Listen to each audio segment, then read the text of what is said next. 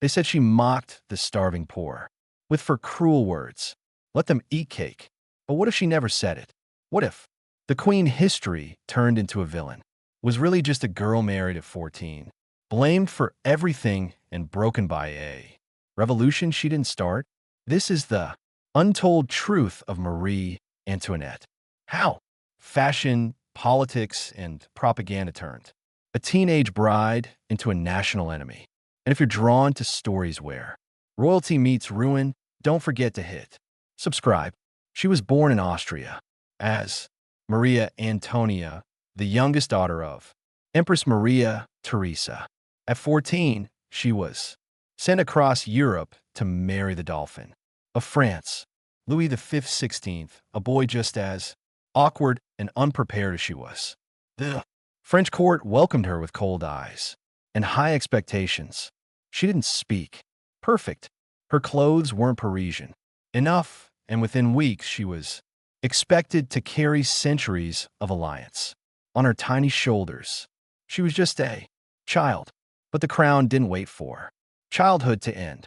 Versailles was a palace of mirrors, but for Marie Antoinette, it quickly became a trap, surrounded by rigid traditions, endless eyes, and whispers she couldn't decode.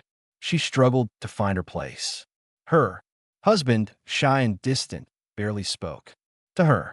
The court mocked her Austrian roots, and when she failed to produce an heir quickly, the criticism grew vicious. In private, she escaped through fashion, theater, and garden retreats. But every ribbon she wore, every game she played, was watched and twisted. The girl who longed for comfort was already becoming a symbol of excess. France was bleeding. Money, wars, poor harvests rising, taxes, and the people were growing desperate. But inside Versailles, the queen was seen hosting masked balls, ordering silk gowns, and building a miniature village to play shepherdess. She wasn't the cause of the crisis, but she became its face. Pamphlets accused her of bleeding the treasury dry. Cartoons mocked her spending. The name, Madame Deficit, spread across Paris, and the worse the economy grew, the more they blamed the foreign queen with powdered hair and jeweled shoes. Her every step became an insult the people could no longer afford. As famine swept across France, one rumor spread faster than fire. That one told the peasants had no bread. Maria Antoinette had laughed and replied, "Let them eat cake." But there's no record she ever said it. The phrase had existed for decades, written earlier in satirical works about nobles. Still, it stuck. Why? Because it captured what people wanted to believe, that the queen was not just wealthy, but heartless. She didn't need to say the words. France had already decided she had. And once a villain is imagined, facts don't stand a chance. In 1781, Marie Antoinette finally gave birth to a son, Louis Joseph, the long-awaited heir. For a brief moment, cheers returned to Versailles, but the relief didn't last. When her daughter died young, people whispered it was divine punishment. When her second son grew sickly, the blame returned to her. Even as a mother, she was seen as a failure. Rumors accused her of neglect, infidelity, and scandal. Leaflets depicted her in vulgar drawings, painted her not just as extravagant but immoral. She was no longer a queen in the public's eyes. She was France's favorite target.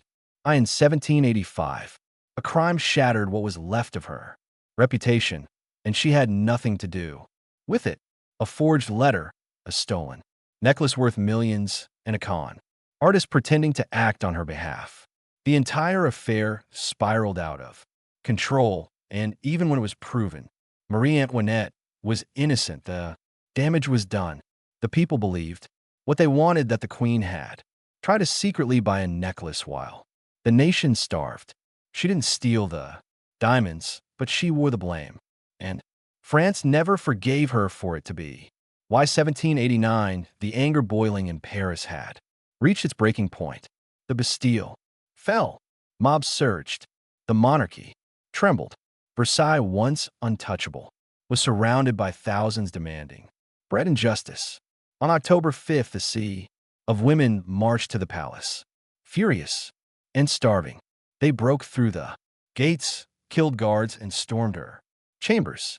Marie Antoinette escaped with seconds to spare.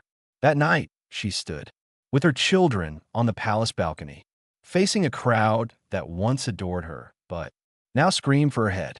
The queen was no longer royal. She was prey. After that night, the royal family was forced to leave Versailles and relocate to the Tiller's Palace in Paris, under watch, under control, and under suspicion. Marie Antoinette's world shrank from golden halls to guarded rooms. Every letter she wrote was intercepted. Every visitor screamed. The once powerful queen now needed permission to walk in her own garden. She tried to remain dignified, dressing, plainly educating her children, but outside the palace, she was still painted as a monster. 2. The revolution. She wasn't a prisoner. She was the revolution's proof that justice was coming. In June 1791, the royal family made a desperate attempt to flee. Disguised and hidden in a carriage, they traveled toward the Austrian border towards safety. But at a small town called Venus, they were recognized, captured, brought back in shame. The escape shattered what little sympathy remained. Marie Antoinette, once called the Austrian princess, was now branded a traitor to France. Her face printed on playing cards was torn and spit on in the streets. She hadn't just tried to flee the city. They believed she tried to flee justice. In 1792, the monarchy was formally abolished. The royal titles vanished. Louis XVI became citizen Louis Capet, and Marie Antoinette was now just the widow Capet. Later that year, Louis was tried for treason and executed by guillotine. Marie was forced to watch from afar as the blade took her husband's life, and the crowd cheered. Her son was taken from her. Her daughter remained imprisoned, and the once sparkling queen of Versailles now sat alone in a stone cell, dressed in gray, her hair cropped, her body aching, and the end drawing near. October 1793. Marie Antoinette was dragged before the Revolutionary Tribunal. The charges were brutal treason, conspiracy, theft, and even the vile accusation that she had harmed her own son. She stood pale, thin, and silent as the prosecutors twisted every moment of her past into proof of guilt. When they accused her of harming her child, she didn't weep. She simply said, "I appeal to every mother." Here, the courtroom fell silent, but it didn't matter. The verdict had been written before the trial began. She was sentenced to die. That on the morning of October 16th, 1793, Marie Antoinette was led from her cell. Her hair was cut, her hands bound. She wore a simple white dress, the color of mourning for queens. Unlike her husband, who had been taken by carriage, she was forced to ride in an open cart through the streets of Paris. The crowd shouted insults, threw stones, laughed, but she kept her head high. Witnesses said she looked neither left nor right. She did not scream. She did not beg. After years of being mocked for luxury, she was now facing death and silenced. The scaffold. Marie Antoinette climbed the steps slowly, her hands still tied. As she approached the executioner, she accidentally stepped on his foot and whispered, "Pardon me, sir. I did not do it on purpose." Those were her last words. No dramatic speech, no protest, just politeness, even in death. Moments later, the blade fell. The crowd roared. The Queen of France, once loved, then loathed, was gone. Her body was thrown into an unmarked grave.